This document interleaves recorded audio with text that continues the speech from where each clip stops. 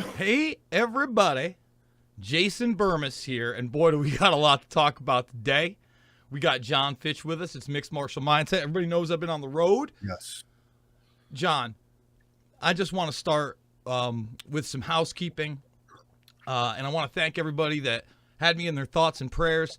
As everybody knew, I had all these crazy health issues the last 3 weeks, and my eye still, I haven't figured that out yet. But I want to point out, this is modern day medicine, okay? On day 2, let me repeat this, day 2, I had diagnosed myself with probable BPPV, which is biproximal positional vertigo, because right away I noticed it was only on one part of my body when I was doing one thing, and it was crippling. Mm-hmm. And I also did the test online that Johns Hopkins and all these other reputable medical sources said to do for this vertigo, and it was called the Dix-Hallpike test.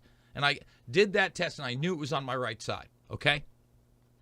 Now I want to talk about how I had to see 5 separate doctors, spend $3,000+ and it's not over yet because the eye is still messed up, guys.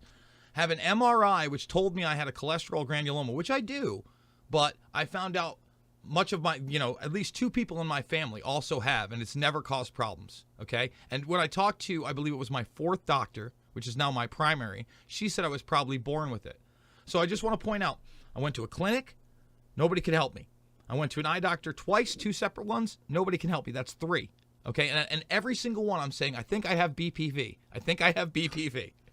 So then I finally talked to the primary, which is the 4th, which sends me in for the MRI, that's the 5th, where I get everything done. And then the 6th doctor, and let me say this, who walked in while I was in the office and I didn't have my mask on, and she said she was over it and didn't make me put my first doctor. And in Iowa, it's the only place that I've had to wear these things to get medical attention because they're corporate. That's how the system works, okay? We have our kids' doctor, no masks.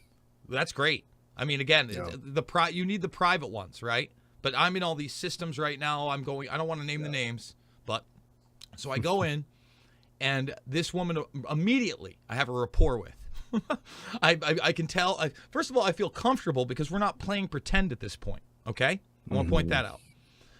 So I, again, tell her the same exact thing. She does the tests, right? She is very honest with me and says when she's looking at this cholesterol granuloma, she needs to talk to another person because it is that rare. And have them read the MRIs. She lets me sit next to her. She doesn't seem scared of me. We're looking at the screen, everything. So after we do the test, she's like, has anybody even suggested physical therapy for you? I go, no. And I've been trying to get it because I think I have BPV. Well, she goes, well, let's get that done first. Now, even then, she wanted to do more tests that I didn't do. Like I said, I am going to see, my eye's still messed up. I'm going to see another doctor, 2 doctors in Iowa City, okay? But I finally go to physical therapy on Wednesday, John, okay? Wednesday afternoon. A lot of you guys, I think I went to the broadcast, okay? I go there, and I start talking to the woman immediately. Now, she is a neurologist by trade on top of a physical therapist. Within 15 minutes of sitting there, we diagnosed myself 3 weeks later. This has been crippling, guys.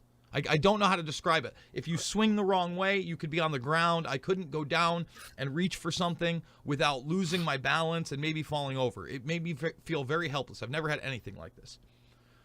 15 minutes in, she diagnoses me with exactly what I said I had 2 days in. Hold on. It gets wilder, John. So, I'll take my degree that I got in 8 years over your Google search. Bro, so then we do these exercises. Now, remember I had talked about the Epley maneuver, and we actually discussed that, and she said, well, how did you feel? And I go, listen, I watched on YouTube, and there's no one suggesting how many places it is or which part of my ear it is. So, I'm feeling pretty much the same after I do it, and I go, it's pretty crippling when you do it. She goes, I know. And I told her my eye was moving when it happened, and she is actually, oh, there it is. She was so on page with me, right? We did 20 minutes of exercises that made me feel like shit, okay? I left. I felt normal again. I eased up. I went, got something to eat. Now, she had told me I was going to have to do reps of 5 on each side, John. That's 10. That's a rep of 10, 3 to 5 times a day, which isn't easy. Like, it didn't feel good, but, Far be it from me. There are plenty of people that had something worse. But she also said, listen, if you're going to do this, you might be out of commission a little while. So you really got to pick and choose because you told me you're going on the road, right? I went and got something to eat. I didn't feel great. I took like a 2-hour nap. I packed everything up. I left at 10:30 p.m., drove all the way to Tulsa, stayed up through the day, got a hotel, went to bed, did this thing on the weekend. It was 7 to 3. Both times in the hotel, I'm waking up. I'm like, wait a minute. I don't think I have vertigo. I didn't do the test. I got back here. It took a 20-minute her holding my head and shaking the goddamn crystal back in. And I'm fine. I can do a cartwheel right now. It boggles the. I just want this to be a tale for everybody else out there. Now this is still messed up, but I'm a fucking college dropout, okay? And I figured out. She actually, before we did the exercises, John, went and got the 3D model, and there are 3 parts in that area of the inner ear where the crystals go, and pointed out which one it was. And she looked at me straight up and she said, you were lucky. She's like, because a lot of people come in here, and this is going to be life-changing. And she goes, 1 to 3 weeks of these exercises, maybe 12 weeks if there's an infection involved, and you'll be fine. It didn't take that. It took 20 fucking minutes and me taking a nap before I drove 10 hours. While she was doing this with me, by the way, John, I looked up at her and I said, thank you. And I go, I know this is your gig, but I've been telling every doctor I think I have this. Thank you for helping me, man. Nah, it's just one of those nuts. Another nut who went to WebMD. Yeah, man. Let me tell you. Like I said, it sucked. All right, we're done with that. Here's a pill. Have you? All right. So before we get into everything else, John Fitch, you're an MMA fighter. You've seen lots of doctors. Have you ever had a similar experience where you think you know your body better? Turns out you do, and you get on a wild goose chase. Well, yeah, slowly as you get introduced to more and more doctors and physical therapists and stuff, you start realizing that they're just people, and sometimes they suck. Like, just because they have a degree doesn't mean they really know what they're doing. They memorize the right things, they fill the right questions out. Doesn't mean they actually have a working knowledge of your sport, your type of injuries. And like I started draining my own cauliflower ears, back right after college, because I realized that, we had a doctor on staff at Purdue who had drained our ears a bunch, so he knew what he was doing. Mm-hmm. But, when we had weekends where he was gone and we had to use one of the basketball doctors or somebody else, like, they would butcher it. It would hurt. They wouldn't do a good job. Like, they just didn't know. So that was something that I've been doing for a long time, is draining my own ears and draining other people's ears. So again, man, the experience is everything. Listen to your own body. Get more than one opinion, because again, I still have blood work coming from a whole nother place, and that's beyond the Iowa stuff. And actually, my primary called me today and asked me what was going on, and she's been pretty helpful too. Listen, you got to be able to tell people no. I said no on the lumbar stuff. They started talking about an endoscopy. I said no. You've got to know you, right? Let's try the other things that you think they may be, and because again, this came out of nowhere. All right, let's get into Elon Musk. It looks like he has Twitter, okay? And by the way, johnfitch.net, that's where you find everything Fitch. Yeah. Yep, johnfitch.net. Sign up for the newsletter. So here's the deal, guys. We're also right now on the Bean, so you can also call in. We're going to go to probably a couple. We're going to actually, if there's a lot of callers. Questions ready about the purchase, the big purchase. If you want to talk Musk, please call in. It's over on the Podbean app. We'll get to it. Here's the deal. Take a look right here. During this COVID-19 84 nightmare, we have seen an unprecedented consolidation of power on a global scale. Okay, let's point that out. And there has been... wealth. That's absolutely power and wealth. Yep. It's not only just wealth. It's what we talked about in the very beginning of this, because we talked about, well, how are they going to crash the economy because all this money is worth something to them? I said, no, they're going to own the resources and put everybody else out of business. And that's exactly what we've seen. If they own all the land, all the farmland, if they own all the gold, all the silver, all the ammo, they own everything. Like, it doesn't matter if the dollar turns to zero, because certain things have an inherent value regardless of money. And if they have stockpiled those things, like, they keep their wealth. I mean, if they own, and the land is the big one, and with inflation, with them owning the land, they want to make it so you could never own a home again. And look at this guy. He made nobody's ever going to own farmland when you can have private farmland ever again. Mm-hmm. Like it's all owned by, some of the worst people. And that's the thing. The worst people yes. have consolidated all of the farmland. Like it's only a few companies, besides Bill Gates, like the rest of the farmland too. There's no a bunch of like individual farmers out there. It's like a bunch of consolidated owners who lease the land to farmers. And by the way, I get it. Musk's saying and doing all the cool and right things, right? He was just attacking Bill Gates on that's a feud. Come on, listen. The top 3 guys that made money, it was Musk, Bezos, and Gates on paper. I'm not saying there aren't other entities that made a lot more money because, again, these guys are tied up in their contracts with military-industrial complex companies, et cetera, okay? Whereas who has these real resources? But 600% wealth increase, okay?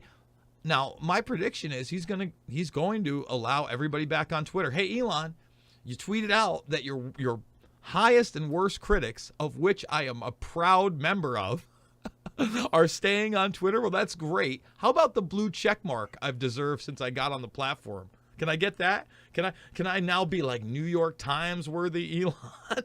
We'll see. And you know what? Maybe he does. Maybe he brings back Alex Jones. Alex Jones and Roger Stone were having a love fest on Elon Musk today over at the broadcast. I got to say, I think they're setting this guy up to be a false savior.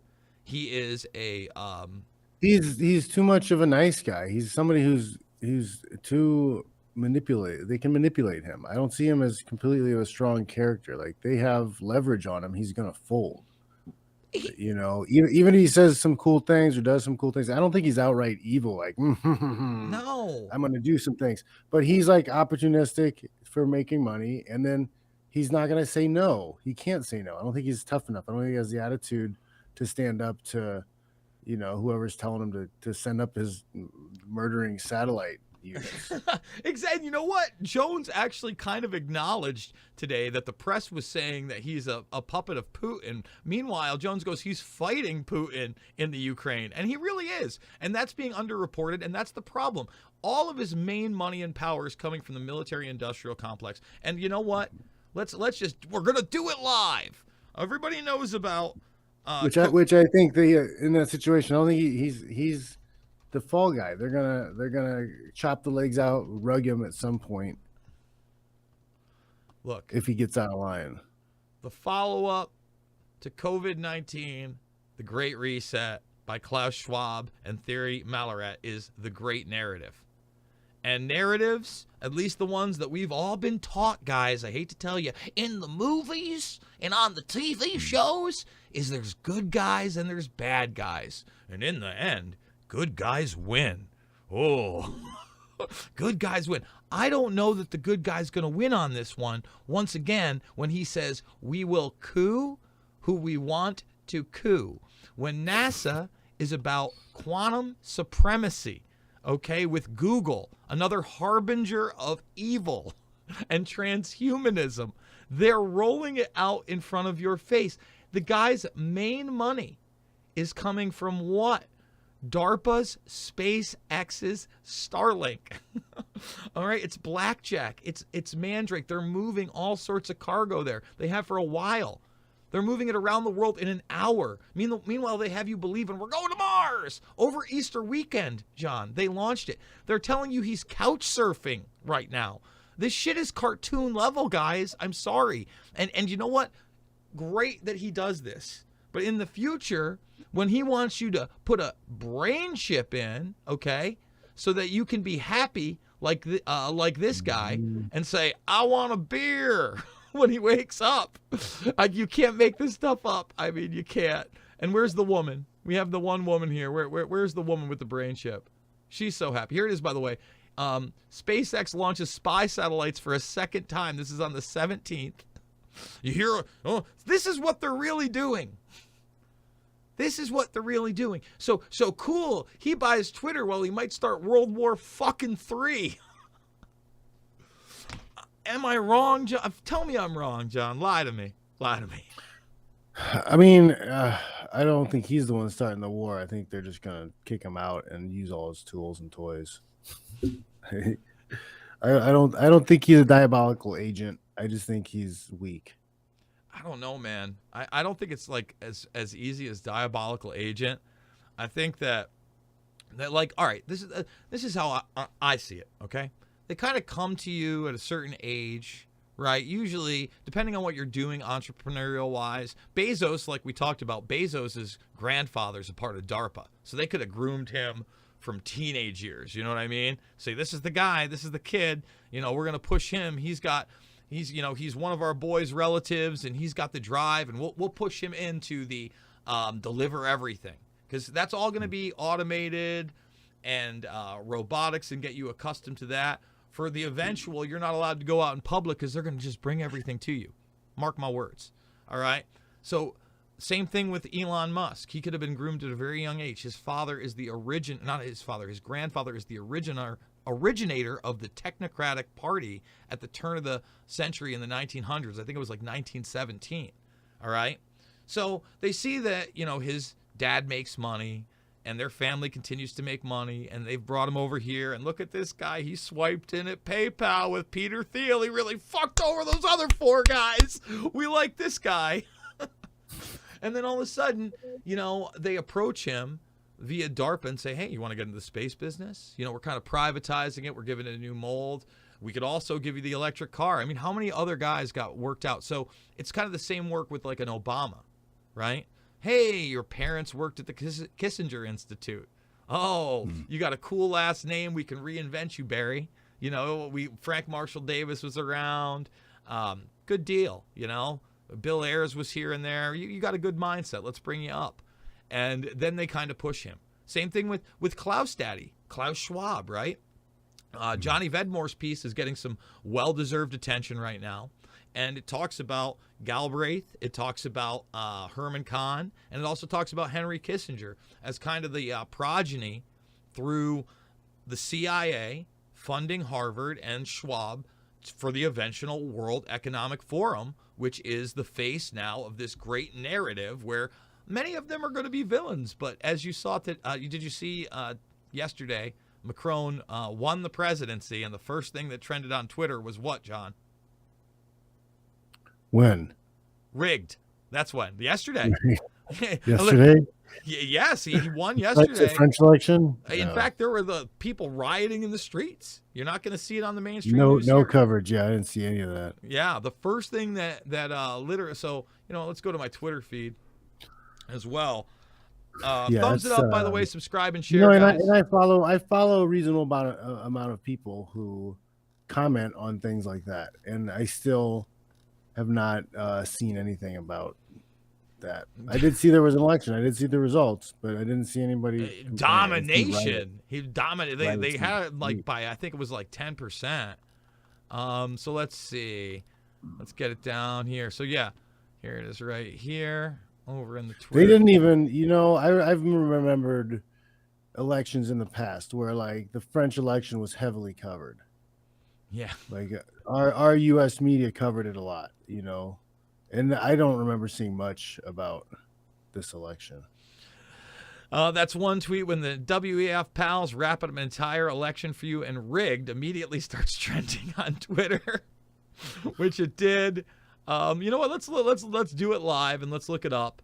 Let's type in Macron and see what we get for videos. So here we go. Yeah, riots in the street. Then look at these. These only have like 8,000 views, 64,000 views.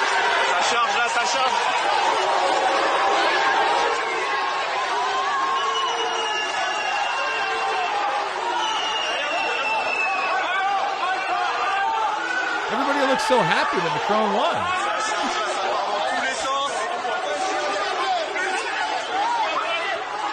Is UN police force or is it French? It looks like it's France, right? I'm pretty sure because they're all decked up in the black. It doesn't look like it's a UN, but lots going on here, guys. We turned down the volume for the audio listeners. And again, you want to call in over at the Podbean, and we are going to go to some callers.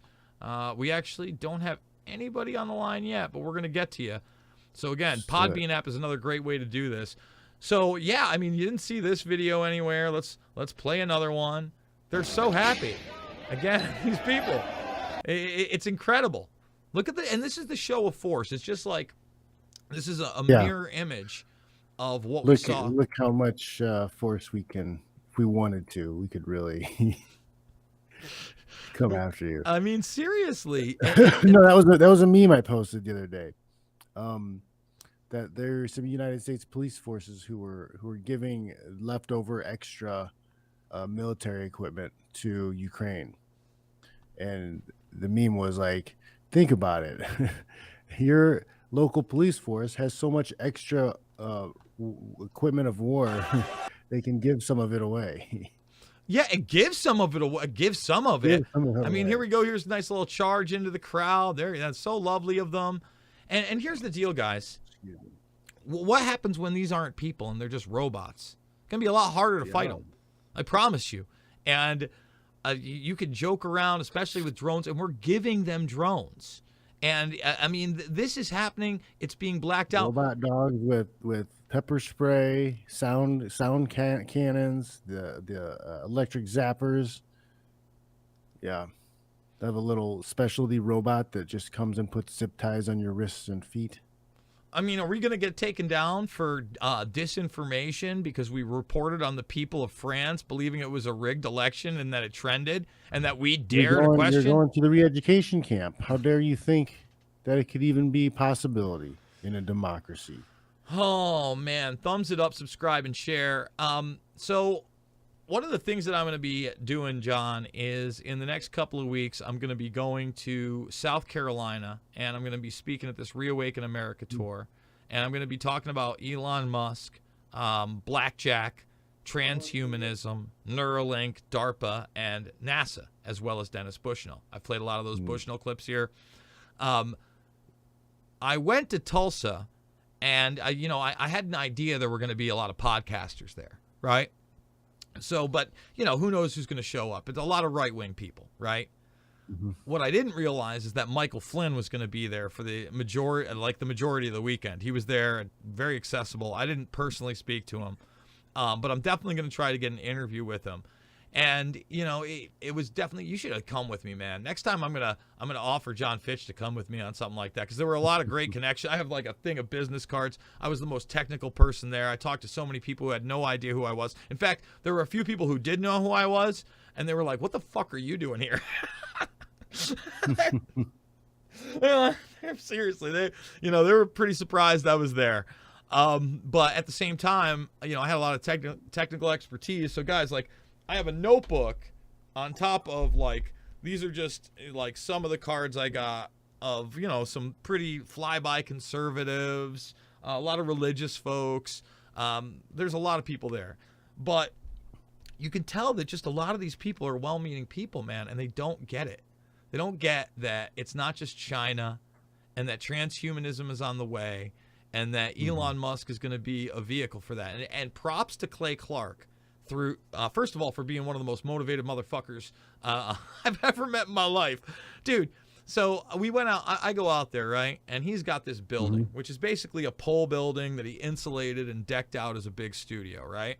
And it's on this property. He's got a couple parking lots so everybody can be there. Little waterfall, koi pond outside. And just, he's like, look, I get up at 3 a.m. I'm here at 4 a.m.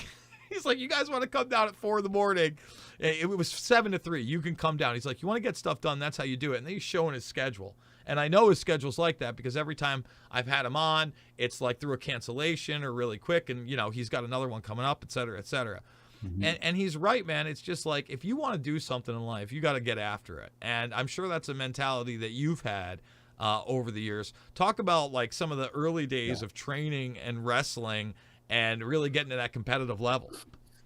No, yeah, man, if you're doing just the baseline, what everybody else is doing, like you're not gonna make it to the top tier. You're not gonna be elite. You're not gonna get to that next level.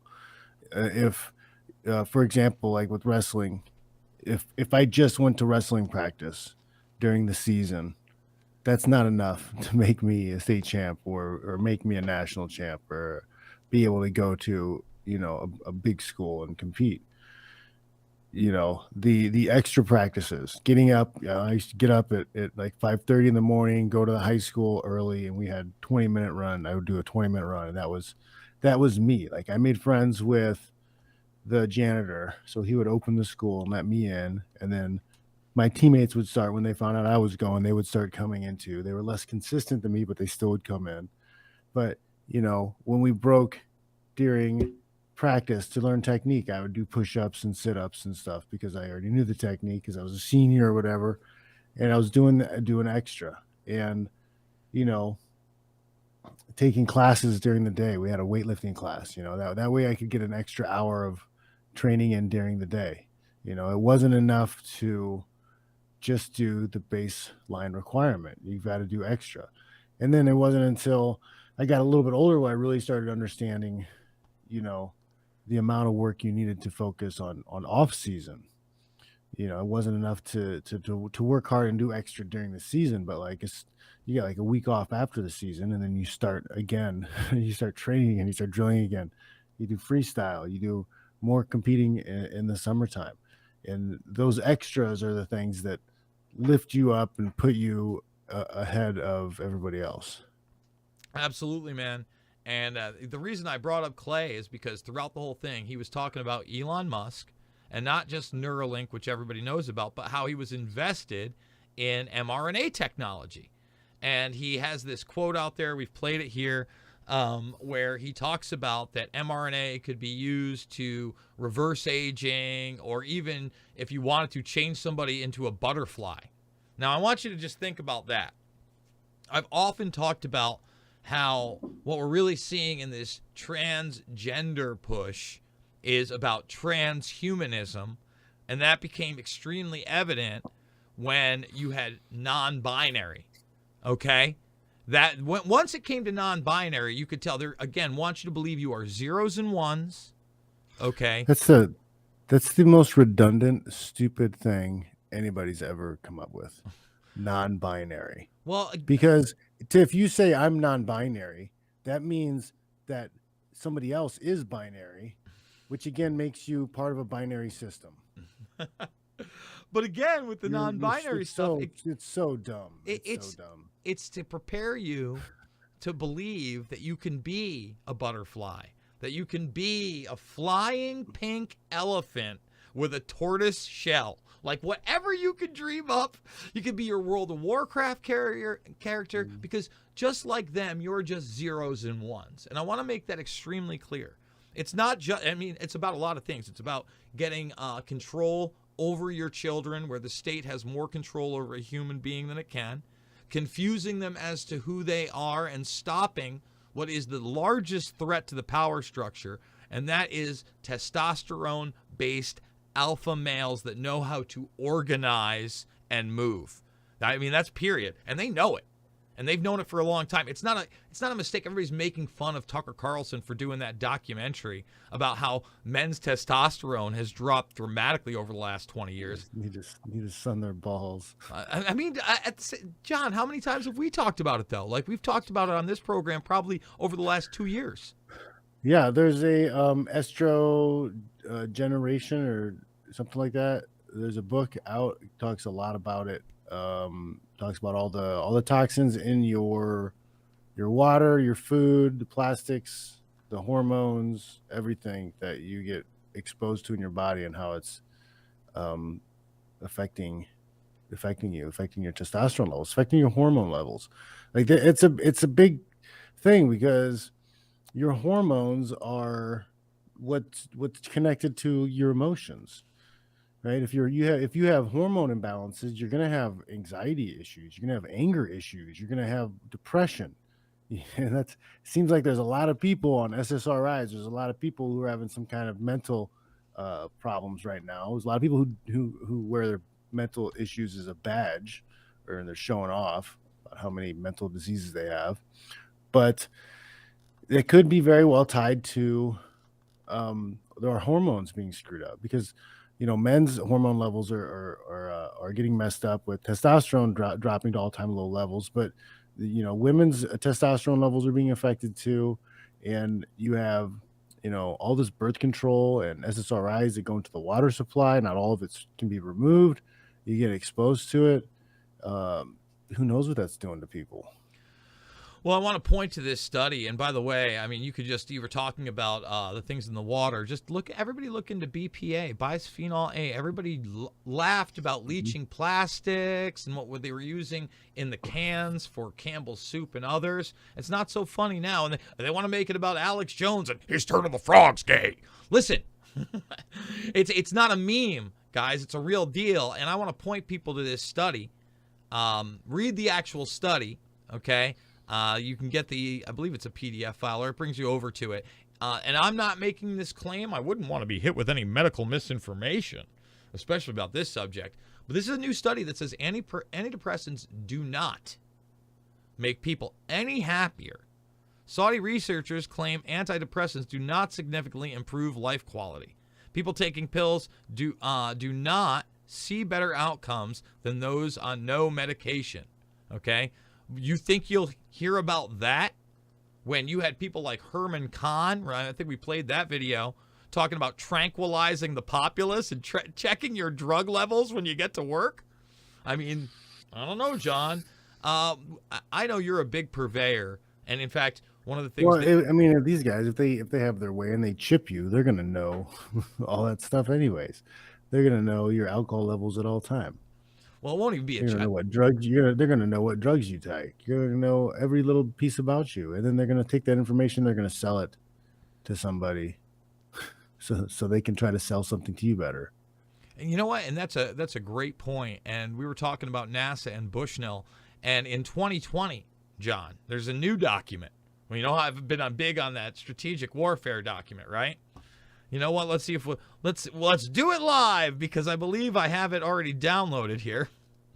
And somebody put it into video format. I'm going to have to find the PDF where I can really get the nuggets that I want on this one. But it's about those pesky human brain interfaces and nanotechnology that goes beyond even the Chipskis and Hutch there, my friend.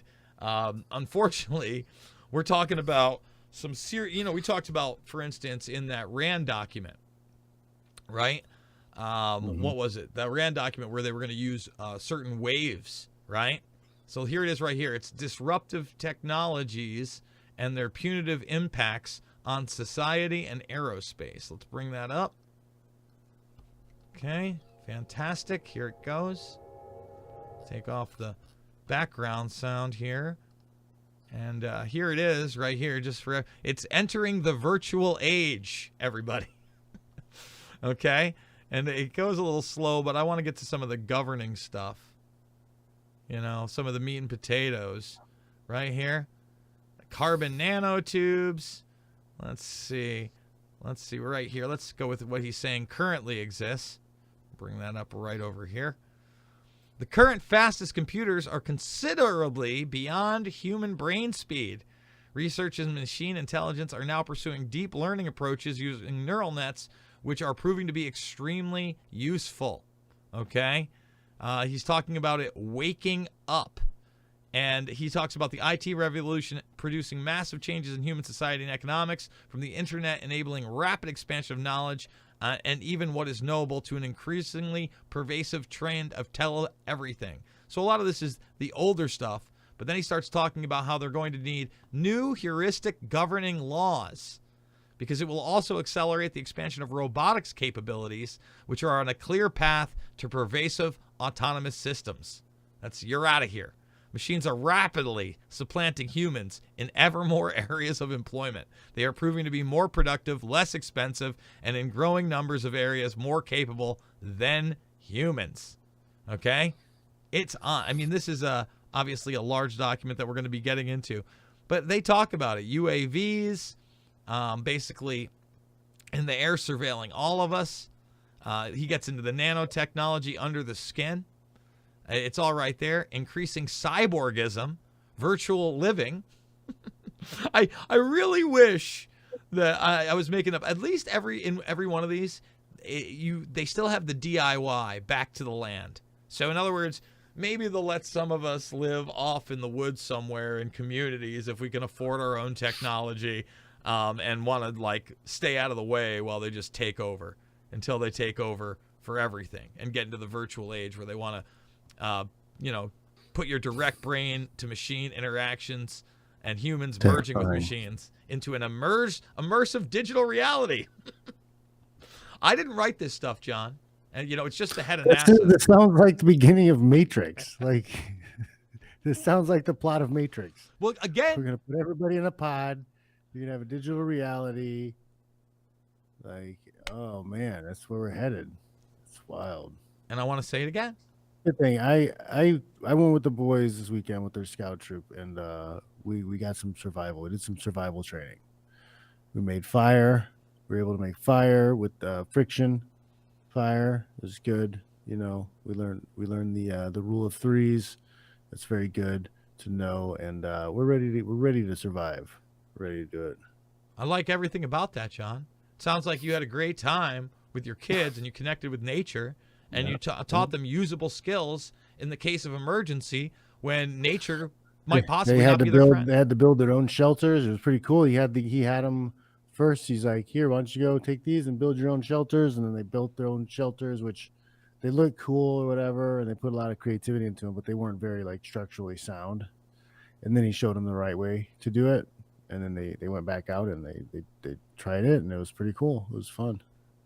And that's less and less these days, and it's a damn shame because they are also trying to break up the nuclear family and demonize it and act again as though your children are the states or part of this collectivist ideal set. Because you can put an ism on the end of everything. Communism, socialism, right? All these different things. At the end, it is collectivism. It is groupthink. It is that they own your children and their thoughts and their behavior. And they don't want to have a family that is strong and flourishes and depends on one another. No. It's a damn shame, but I see it all the time, man. That's one of the other things I really respect about all these people that I was amongst during this thing at Clay Clark. The vast majority of them are very religious. Actually, Dr. Rashid Buttar was there. I connected with him. He was one of those highly censored guys in the beginning of all this COVID 1984 nightmare, which we'll be talking about, by the way, on the other. Such a trip. We all need to kind of like pause and just look back. Well, listen, wait. Let's talk about it on the other side. We don't want to get banned. We're still on YouTube. Just because it's been a rapid switch and shift away from one narrative into the next narrative, and it's terrifying. It's a reality, man, and a lot of people don't realize that it's probably not over, and that's what we're going to talk about with Musk coming up and Twitter and what we see happening in the future. We're going to talk about it on the other side of YouTube because, hey, there are certain things that I probably can't say on YouTube, and I don't want to get kicked off. I want to remind people I'm going to be on the road. I'm probably not going to be doing a lot of videos. But you can still find a ton of my uncensored stuff, not only at Podbean in both audio and video form, but of course Rockfin, where we are literally, John, only about 300 people away from being 55,000 strong on an alternative platform. Wow. If you haven't seen my documentary films, I would encourage you to check out Shade the Motion Picture, Invisible Empire, A New World Order Defined, Loose Change Final Cut, and Fabled Enemies. They are all free. You can actually still find them in the playlist section at YouTube if you're not already subscribed there. But right now, we are going to continue on both the Beanery and audio and over at Rockfin. And John, you got a Rockfin. Tell us about it. Got a Rockfin. We're closing in on 12,000 followers. Excellent. I do, John Fish Does Nothing goes up there on, live Sunday nights. And I have my Learn to Fight videos. They are released Friday. You get them first on Rockfin. They come out on Monday on YouTube, but you'll get to see them first. I break down street fights and self-defense situations. I had a good one this last Friday. Was a security guard that had some training and he handled an aggressive customer really well. So that was a cool fight to watch. But yeah, I break down the fights, talk about what the people did well, what they did badly, what they could have done to avoid the confrontation. Generally speaking, your job in self-defense is to get away and not get hurt. You don't have to go out and finish people. This guy was a security guard though, so he kind of had a different job. But yeah, it's a fun thing to do because you get to watch some examples of kind of what not to do more often than not. Absolutely. You know, it's not a Bruce Willis movie. And if anybody doubts that, think about what just happened to Willis. This is real life, guys. This isn't a TV show. You should watch enough street fight videos just to understand that anything can happen. And a lot of the time it does. And some of the times it's life-changing. And you didn't think it was going to be. Yeah, people fall and hit their heads all the time. It's probably like the number one injury from a knockout in a street fight is the person falling and hitting their head. Absolutely. All right, so guys, we're leaving YouTube. We will see you over on the Rockfin. At least make that free account. And again, if you do want to support me, you wait till you're on a desktop. You hit the subscribe button. $99.99 for the entire year. That locks it in. That's great stuff. And, of course, if you do get 1 month, it's $9.99 for the month. So you also save a little cash. Later, YouTube, we'll see you on the flip side over at the Rockfin. Okay.